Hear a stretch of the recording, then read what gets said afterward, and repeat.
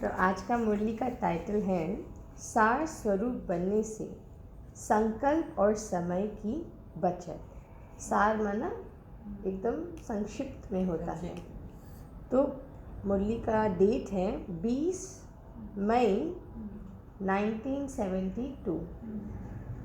तो बाबा कहती हैं, मास्टर बीज रूप की स्थिति में स्थित रहने का अभ्यास करते करते सहज इस स्मृति में अपने आप को स्थित कर सकते हो। जैसे विस्तार और वाणी में सहज ही आ जाते हो, वैसे ही वाणी से परे विस्तार के बजाय सार में स्थित हो सकते हो। जी बाबा। तो बाबा आगे और एक प्रश्न पूछते हैं। चल रहा अभ्यास। हद के जादूगर विस्तार को समाने की शक्ति से दिखाते हैं, तो बाप बेहद के जादूगर विस्तार को नहीं समा सकते हो। अच्छा, आप बेहद के जादूगर विस्तार को नहीं समा सकते हो। तो वो जादूगर लोग कैसे एक बड़ी काठी को ऐसा छोटा बना कर गायब कर देते हैं। हाँ, छोटे को बड़ा, बड़े को छोटा। तो कोई भी आत्मा सामने आवे,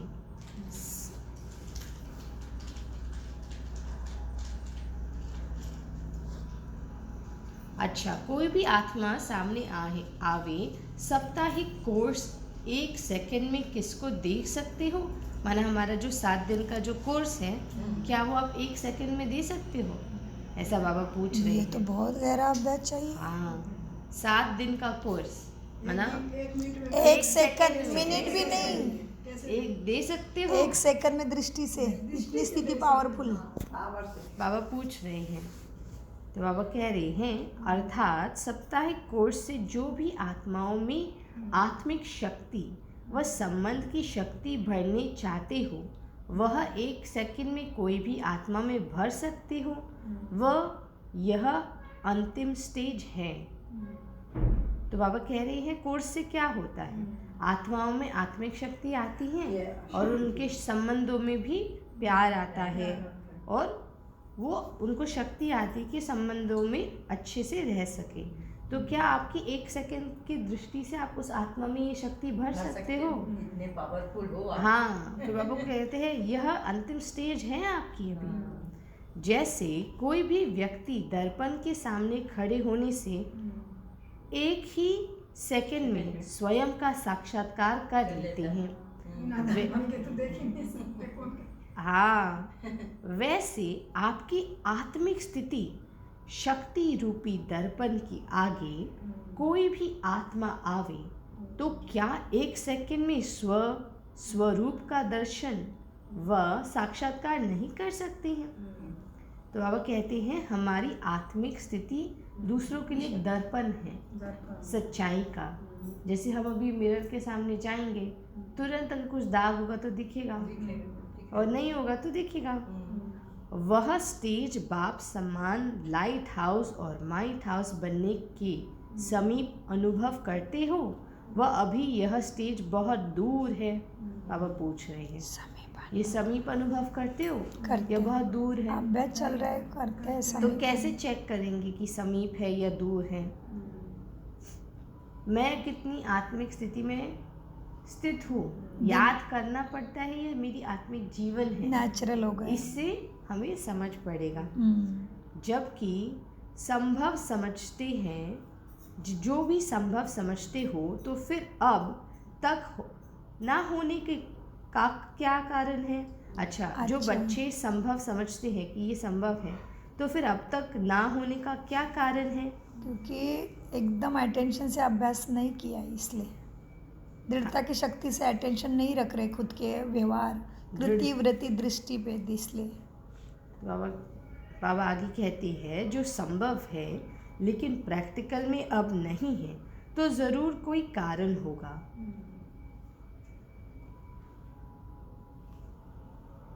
ढीलापन भी क्यों है? ऐसी स्थिति बनाने के लिए मुख्य कौन से अटेंशन की कमी है? तो बाबा अटेंशन पर ही बोल रही है, पर कौन से अटेंशन की कमी है? ढीलापन का बता रहे हैं। हाँ, ढीलापन, और किस चीज़ में कमी है? तो बाबा कह रही हैं, थोड़ा ढीलापन लाएंगे तो सब कमी होगा। हाँ, वैसे तो फरिश्ता लाइट होना चाहिए, तो कोई बच्चे बोलते लाइट है ना इसलिए ढीला हो गया। ऐसे नहीं। मुख्य टेंशन कौन सा है, ऐसा होगा तो फिर माया फूट करके उड़ा ले जाएगी। जब साइंस ने भी अनेक कार्य 1 सेकंड में सिद्ध कर दिखाए हैं, सिर्फ स्विच ऑन और ऑफ करने की देरी होती है, तो यहाँ वह स्थिति क्यों नहीं बना पाती हूँ? तो यह स्थिति क्यों नहीं आप बना पाते हो? मुख्य कौन सा कारण है? देखो साइंस ने तो साइंस की शक्ति से कर दिया 1 सेकंड में स्विच ऑन और ऑफ, तो हम साइलेंस की शक्ति से अभी तक क्यों नहीं कर पा रहे हैं? बाबा समझा रहे हैं स्विच का। हाँ, साइलेंस को। तो देखो साइलेंस की शक्ति में हम हमारा इंजन को ठीक कर सकते हैं और गहराई में जाना चाहिए साइलेंस की शक्ति में, क्योंकि बाबा ने कहा था ना, बाबा मिलन की बोली में अंतर्मुक्ता की गुफा में जाना है। तो बाबा कह रही हैं कि तो यहाँ वह स्थिति क्यों नहीं हो रही है? मुख्य कौन सा कारण है? दर्पण तो हो, दर्पण के सामने साक्षात्कार होने में कितना टाइम लगता है? अभी आप स्वयं ही विस्तार में ज़्यादा जाते हो। दर्पण ही अगर मैला होगा तो किसको क्या दिखेगा? माना आईना ही अगर मैला होगा, नहीं कोई बात नहीं, नहीं हाँ, ना कोई बात, थैंक यू। जो स्वयं ही विस्तार में जाने वाले हैं, वह और कोई को सार रूप में कैसे स्थित कर सकते हैं? कोई भी बात देखते व सुनते हो तो बुद्धि को बहुत समय की आदत होने कारण विस्तार में जाने की कोशिश करते हो। जो भी देखा व सुना उसके सार का जानकार और सेकंड में समा देने का व परिवर्तन करने का अभ्यास कम है। तो बाबा इसमें क्या कह रही हैं? बाबा कह रही हैं कि हम बहुत सारी चीज़ें सुनते हैं, विस्तार की बहुत सारी चीज़ें सुनते हैं, इसलिए विस्तार में जाने का अभ्यास हो गया है, आदत पड़ गई है बुद्धि को। तो जो भी देखा व सुना उसको सार को जानकर और सेकंड में समा देने का व परिवर्तन करने का अभ्यास कम है। माना अगर जो भी सुना उसको तुरंत परिवर्तन करके सार में समेट लेना है। जैसे अभी आपने सुना कि अच्छा इन्होंने आपने किसी को कुछ दिया है और उन्होंने उसका गलत उपयोग कर दिया, तो ये बात ऐसे आ गई ना, तो उसको सार में समेट कैसे लोगे? अरे ड्रामा था, ठीक है चलो कोई बात नहीं, जो हो गया फुल स्टॉप। क्यों नहीं जाना है, क्यों क्या ऐसे वैसे ऐसे कोई करता बात है? को उधर ही गिफ्ट रैप करके खत्म कर दो, या तो फिर सौगात बना दो या तो फुल स्टॉप कर दो। कल सौगात का था ना, बाबा ने कहा था क्यों क्या के विस्तार में ना चाहते भी चले जाते हो, लेकिन इसलिए जैसे बीज में शक्ति अधिक होती है वृक्ष में कम होती है। वृक्ष अर्थात विस्तार। कोई भी चीज का विस्तार होगा तो शक्ति का भी विस्तार हो जाता। जैसे सैक्रिन कोलतार की चीनी माना सैक्रिन, और वैसे मिठास में फर्क होता है ना। इधर चीनी लिखा है, चीनी होना चाहिए। कोलतार की चीनी जरा सा में ज्यादा मीठा होता है। हाँ, सैक्रिन बहुत ज़्यादा मीठा होता है क्या? बहुत ज्यादा मीठा होता है। हाँ, जरा सा डालो और जरा सा डालो तो बहुत ज़्यादा ही हो जाता है। तो बाबा कहती हैं वो शुगर फ्री जैसे होता हाँ, है। बहुत कॉन्सेंट्रेटेड होता है शायद से। हम तो रोज ही डालते हैं ना अंकल में। हाँ, वही है सैक्रिन। और वैसे मिठास में फ़र्क होता है ना, वह अधिक क्वांटिटी यूज़ करनी पड़ेगी। सैक्रिन कम अंदाज में मिठास ज़्यादा देगी। इस रीति से कोई भी बात के विस्तार में जाने से समय और संकल्प की शक्ति दोनों ही व्यर्थ चली जाती है।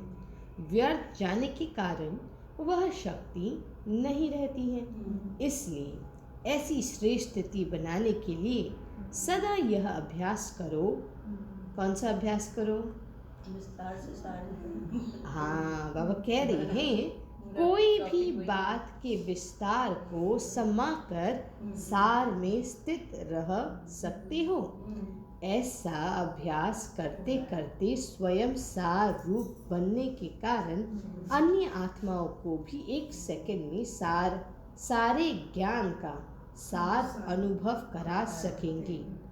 अनुभवी मूर्त ही अन्य को अनुभव करा सकते हैं। इस बात के स्वयं ही अनुभवी कम हो, इस कारण अन्य आत्माओं को अनुभव नहीं करा सकते हो। जैसे कोई भी पावरफुल चीज़ में व पावरफुल साधनाओं में कोई भी चीज़ को परिवर्तन करने की शक्ति होती है। जैसे अग्नि बहुत तेज अर्थात पावरफुल होगी तो उसमें कोई भी चीज़ डालेंगे तो स्वतः ही रूप परिवर्तन में आ जाएगा। अगर अग्नि पावरफुल नहीं है तो कोई भी वस्तु के रूप को परिवर्तन नहीं कर सकेगी। ऐसे ही सदैव अपने पावरफुल स्टेज पर स्थित रहो तो कोई भी बातें जो व्यक्त भाव व व्यक्त रूप दुनिया की वस्तुएं हैं वो व्यक्त भाव में रहने वाले व्यक्त हैं, आपके सामने आएंगे तो आपके पावरफुल स्टेज के कारण उन्हों की स्थिति व रूपरेखा परिवर्तन हो जाएगी। व्यक्त भाव वाले का व्यक्त भाव बदलकर आत्मिक स्थिति बन जाएगी। जैसे ब्रह्मा बाबा के सामने आने से होता था वैसे, है ना? तो ये बहुत गहरी लाइन है, वापस पढ़ते हैं। बाबा कह रहे हैं अगर अग्नि पावरफुल नहीं है तो कोई भी वस्तु उसमें परिवर्तन नहीं हो सकती। तो जो व्यक्त भाव व व्यक्त दुनिया की वस्तुएं है वह व्यक्त भाव में रहने वाली व्यक्त है, आपके सामने आएंगे तो आपके पावरफुल स्टेज के कारण उन्हों की स्थिति व स्वरूप माना रूपरेखा भी परिवर्तन हो जाएगा। तो हमारे लिए कौन सी अग्नि है? योग अग्नि, याद बाबा की। योग अग्नि। तो योग अग्नि क्या होती है? ज्ञान के बल से ही योग लग सकता है। लेकिन होता क्या है योग? खुद को बिंदु स्वरूप वही योग लगाना है, जितना मतलब ज़्यादा याद करेंगे आत्मा से बाबा अपना को, तार बाबा से जितना ही जितना पूरा जुड़ेंगे, कनेक्शन में रहेंगे उतना ही योग। उसका अनुभव क्या है? के साथ हम योग करेंगे उतना हमारा अपने को पावर आत्मा से हमारी हमने शक्ति सुना था ना पहली मुरली में कि अनुभव की अथॉरिटी जो होंगे वही अनुभव के द्वारा विजय बनेंगे। तो योग का अनुभव क्या है और ये योग अग्नि क्या है? आपने क्रोध अग्नि सुना होगा। क्रोध अग्नि क्यों है? क्यों शरीर में क्रोध तो रहता ही है, एकदम शरीर में से तन जाती तुम है। शीतल नहीं रखोगे तो क्रोध आएगा। वो भी अग्नि है। ये इस अग्नि का तो अनुभव है। तो फिर योग अग्नि क्या है? योग अग्नि सब ने सब शरीर को भस्म करना है और ज्ञान शरीर देना है, तपा देना जैसे। तपा देना है, वैसे ही अपनी सारे विकार को भस्म कर देना है। हाँ, विकारों को भस्म करने। योग अग्नि माना इतना जैसे आपको पूरा एकदम अपने पावरफुल फील होगा, प्योर बनाना है योग से। आपको बेहद वाली फीलिंग आएगी जब आप योग में बैठेंगे। तब कोई चीज़ आपको खींच नहीं सकती। आसपास क्या चल रहा है कोई वो नहीं हाँ, रहेगा। तो दादी जानकी ने योग के स्टेजेस बताए थे। पहला होता है साइलेंस, फिर होता है डीप साइलेंस, स्वीट साइलेंस और डेड साइलेंस। तो ये योग अग्नि की स्टेजेस है। तो जितना हम डेड साइलेंस में होंगे माना वो डीप योग में होंगे, मर गए जैसे बैठे हो डेड साइलेंस। हाँ, मतलब कुछ सब आपके कंट्रोल में है पर आपको ना कोई चीज़ खींच रही है। वो एक बहुत ही गहन स्थिति है एकदम माना आकर्षित नहीं कर सकते नहीं। हाँ, और आप बाबा के साथ एकदम जुड़े हुए हो, मतलब जैसे आप तीनों लोगों के मास्टर हो लेकिन एकदम सार में हो। जैसे एक आत्मिक बॉम्ब होता है ना, एटॉमिक बॉम्ब एक होता है, कितना छोटा होता है, अणु परमाणु, पता है? तो आत्मिक स्थिति भी वैसे एकदम सूक्ष्म होती है लेकिन बहुत पावरफुल होता है। तो इसलिए तो दादी जानकी जब लंदन में थी, उनको उनकी आंखों में देखते ही लोग शांत हो जाते थे, एकदम ऐसे। ना उसकी शक्ति थी। हाँ, कहने की जरूरत नहीं पड़ती। कुछ कहने के, उनकी आंखों में देखो तो आपको ऐसे लगेगा कि क्या मतलब कुछ अंदर चेंज हो रहा है आपके अंदर। पावर का अनुभव होगा। हाँ, जैसे आप सूर्य के पास जाओगे तो गर्माहट का अनुभव होगा, तो आप ऐसे आत्मिक सूर्य बन शांत जाओगे। स्वरूप बनोगे तो वो वाइब्रेशन, जैसे बाबा ने कहा ना डेड साइलेंस, तो डेड माना जैसे आप कोई भी स्वरूप में, गुण या शक्ति के स्वरूप में स्थित हो जाओगे तो आपको भान नहीं रहेगा कि मैं बॉडी हूँ, लाइट के ही इसमें खो जाओगे। बाबा लाइट और वो गुणों की वाइब्रेशन आपको पहले अनुभव होगी, बहुत आनंद महसूस होगा। जो भी गुण में आप स्थित हुए उसी की महसूसता बहुत गहरी होगी, और थोड़ी देर के लिए भले भूल गए होंगे सब। जैसे नींद में बॉडी कैसे डिटैच हो जाती है, कुछ नहीं पता होता। नींद में कुछ नहीं पता, नाम मान शान, वही सेम डेड साइलेंस में होगा। वो स्थिति दादी जी के होते थे, इसलिए दादी जी के सामने आते ही, बाबा के सामने आते ही आत्माओं को अनुभूति हो जाती थी कि पावर है, इधर कुछ अच्छा है, ये चीज़ होनी चाहिए। जी थैंक यू। बाबा आगे कह रही हैं, साधारण असाधारण के रूप में परिवर्तन हो जाएंगे।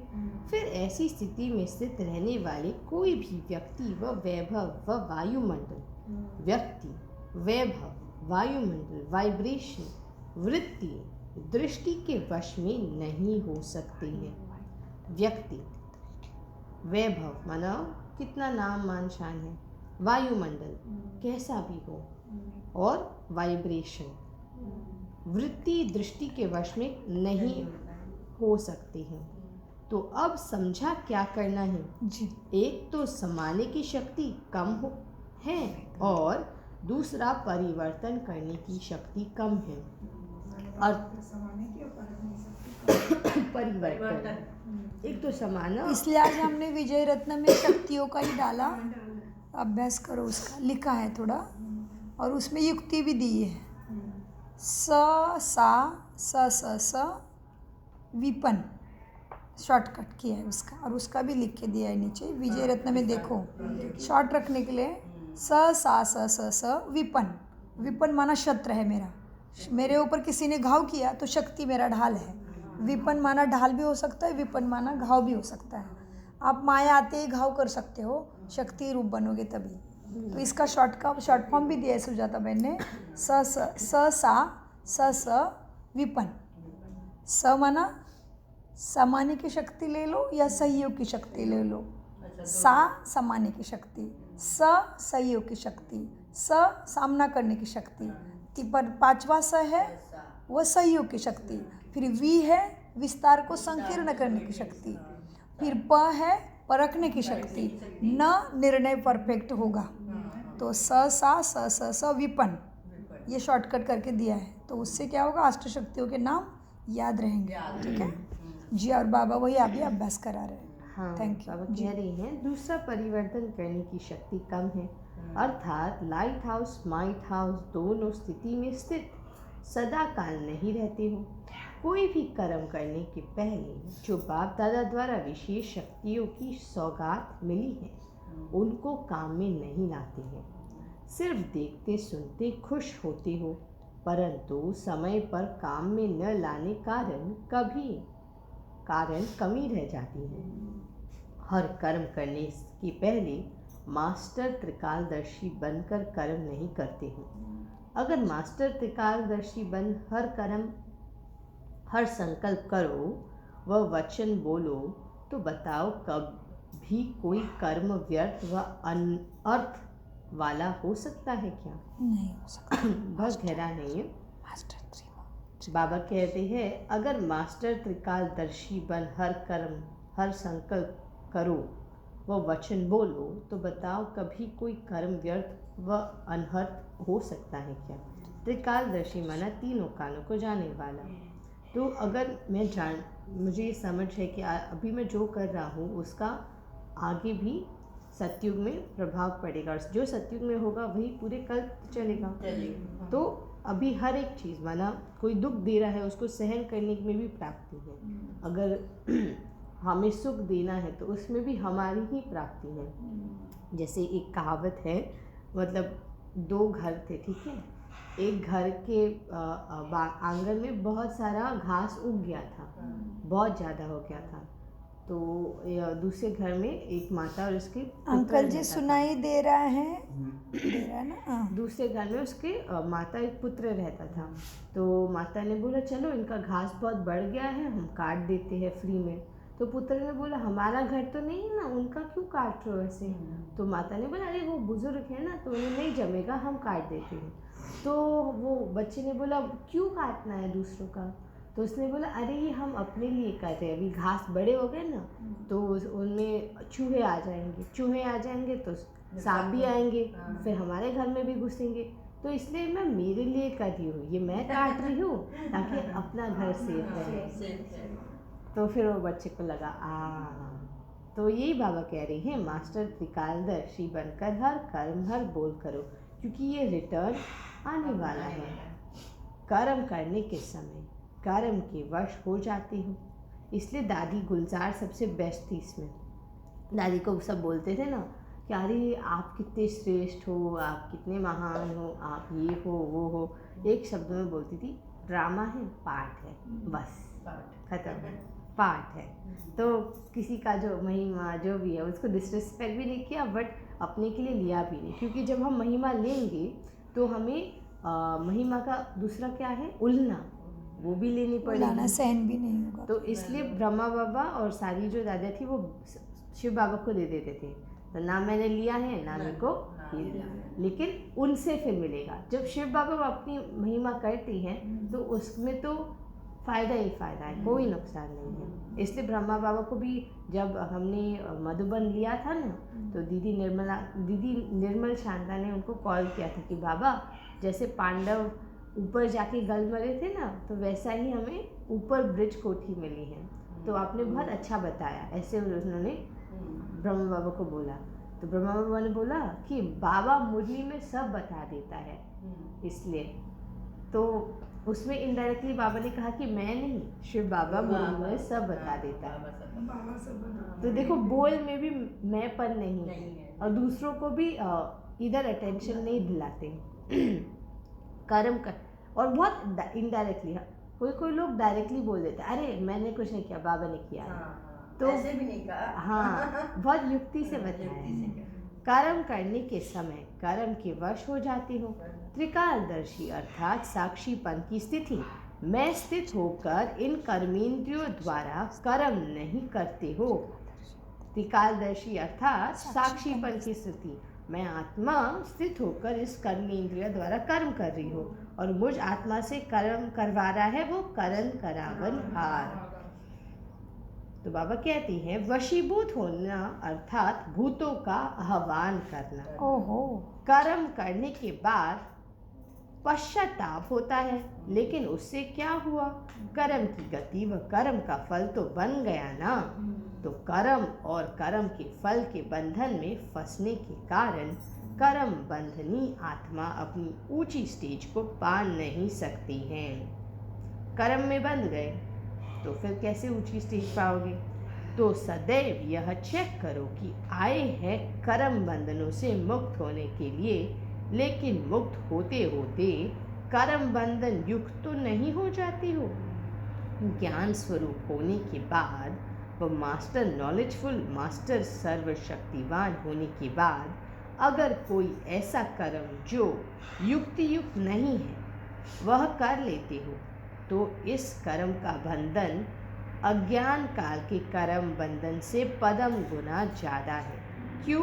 क्योंकि टाइटल होते हुए भी, जैसे एक पुलिस ऑफिसर के पास पावर है और पावर होते हुए भी अगर उसने गलत किया और वो पकड़ा गया तो उसका तो कितना गुना ज़्यादा दंड होगा, है ना? वैसे ही अभी हम इस ऑलमाइटी गवर्नमेंट में मास्टर नॉलेजफुल, मास्टर सर्वशक्तिवान हम हैं, और हम अगर जानते हुए भी अगर अटेंशन नहीं रहा और कर्म ऐसे ही व्यर्थ कर दिया तो फिर बढ़ेगा पदम गुना ज़्यादा कर्म बंधन।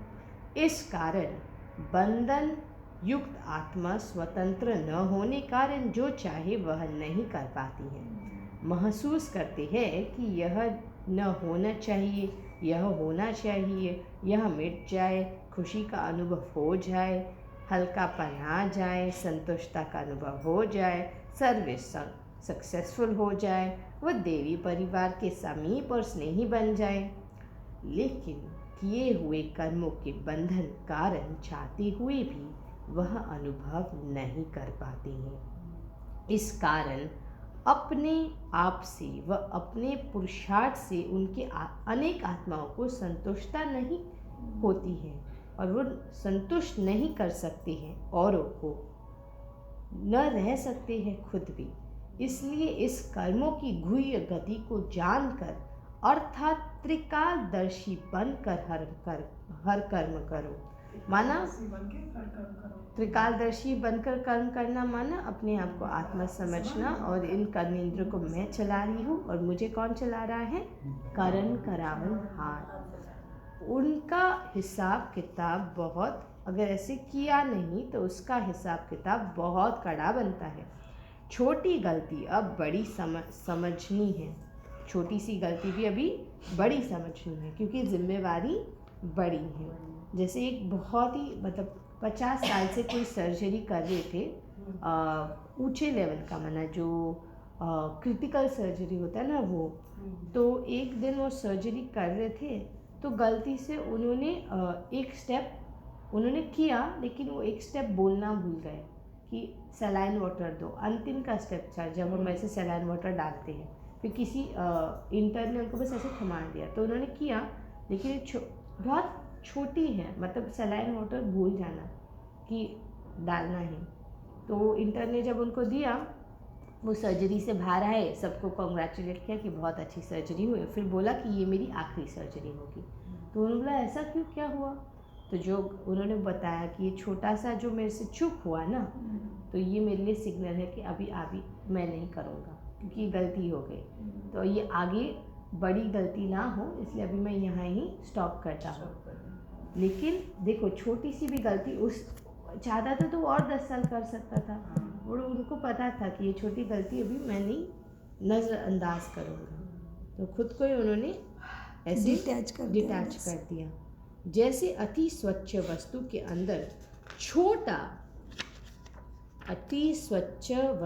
अंदर छोटा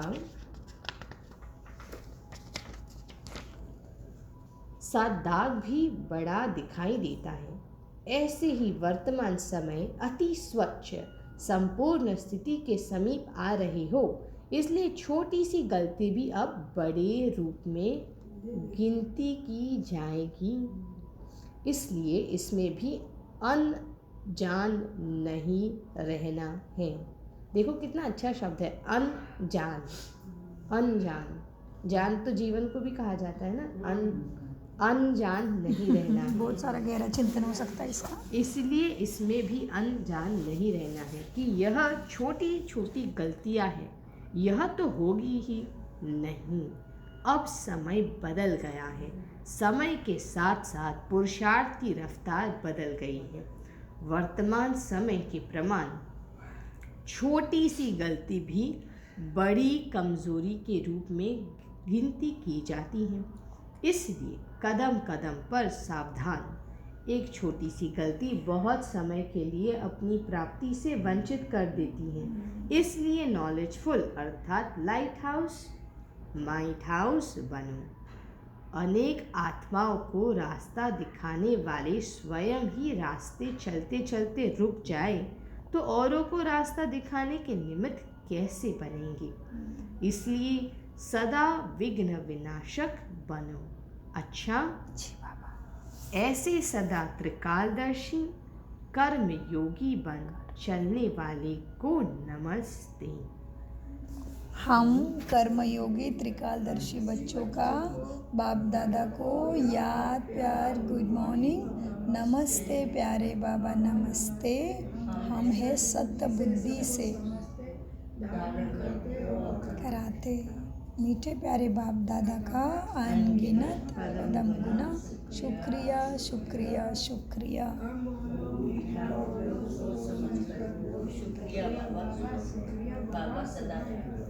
बाबा का सार है मुरली का कि ज्ञान स्वरूप होने के बाद वह मास्टर नॉलेजफुल मास्टर सर्वशक्तिवान होने के बाद अगर कोई ऐसा कर्म जो युक्ति युक्त नहीं है वह कर लेते हो तो इस कर्म का बंधन अज्ञान काल के कर्म बंधन से पदम गुना ज़्यादा है।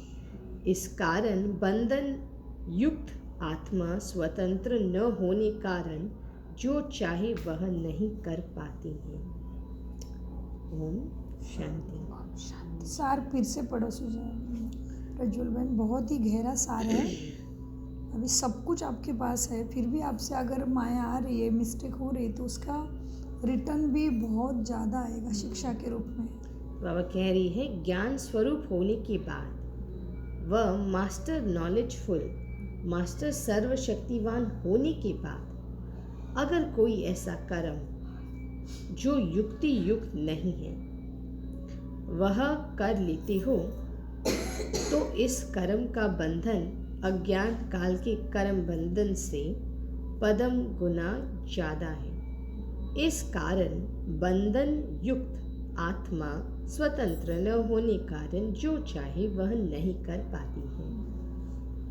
युक्ति युक्त माना बाबा ने हर बात की युक्ति दी है।